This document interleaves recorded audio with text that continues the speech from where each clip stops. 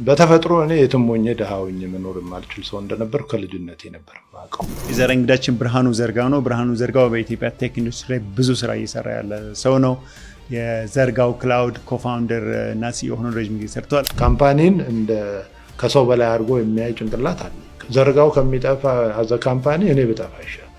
አብረ የነሱን ህይወት ስትቀይር የምትደሰት ከሆንክ ምንም without any doubt success ይኖራል። እኔ ትላንት ባቋቋምኩት እንትና አገኘ ብለህ ከተጨነቅ ያኔ ነው በቃ ታማህ። ከውጭ የምትመጣ ከሆነ ሳክሪፋይስን አስበህ ነው መምጣት ያለብህ።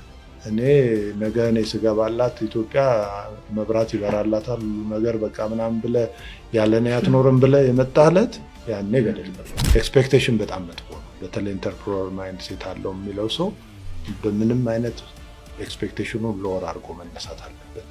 ያ ነው ይዟቸው የሚጠፋው። ጊቭ አፕ ማድረግ ለእኔ በፍጹም የማይሞከር ነገር ነው። ስለዚህ ሞክር የሆነ ጊዜ ላይ አንዱም ስቲክ ያደርጋል።